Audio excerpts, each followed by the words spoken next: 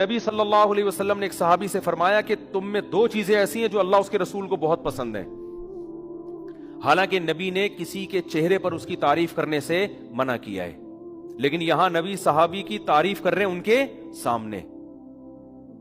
کیوں؟ اس لیے کہ وہ اتنی قابل تعریف چیزیں ہیں کہ اللہ کے نبی نے عام اصول سے ہٹ کے ان کے چہرے پر ان کی تعریف کی کہ یہ ایسی زبردست کوالٹی ہے. جیسے آپ کو پتا ہے نا کہ یار میں اس بندے کی اس کے منہ پہ تعریف کروں گا تو اس کے خطرہ یہ چوڑے میں آ جائے گا اور اس میں کبر پیدا ہوگا، لیکن بعض دفعہ ایسی صفت ہوتی ہے آدمی کہتا ہے یار جو مرضی ہو جائے یہ تو اس کے سامنے بیان کرنی ہے، یار ایسی کوالٹی ایسی زبردست. یعنی بعض دفعہ آپ کو کسی سے حسد ہوتا ہے، جیلسی ہوتی ہے، لیکن وہ ایسا کام کر لیتا ہے آپ حسد کے باوجود کہتے ہو یار ماننا پڑے گا اس بندے نے کام بڑا خاندانی کیا.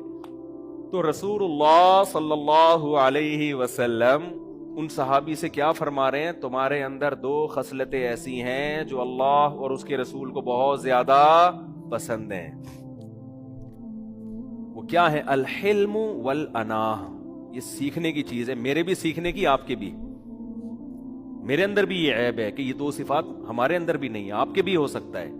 یہ سیکھنے کی چیز ہے. فرمایا ایک حلم کہتے ہیں برداشت، ایک ہے الاناہ. اناہ کہتے ہیں جلد بازی کے اگینسٹ، یعنی جلد بازی نہ ہو، ہر چیز میں آپ میچور سنجیدہ ہو کے اس کے تمام پازیٹیو نیگیٹو پہلوؤں پہ غور کر کے فیصلہ کریں آپ. الحلم کا معنی برداشت. برداشت کسے کہتے ہیں؟ کہ جیسے ہی کوئی بات آئی فوراً ری ایکشن نہیں ہونا چاہیے، سوچو، برداشت کرو، غصے پہ کنٹرول کرو، جب ٹھنڈا ہو جاؤں گا اس وقت بیٹھ کے فیصلہ کروں گا. اور انات کا مطلب فیصلے میں جلد بازی نہیں. جلد بازی کا مطلب کیا ہے؟ کیا 6 مہینے بعد فیصلہ کرنا ہے آپ نے؟ نا نا نا نا نا، بعض فیصلے تو ایک دن میں کرنے ہوتے ہیں.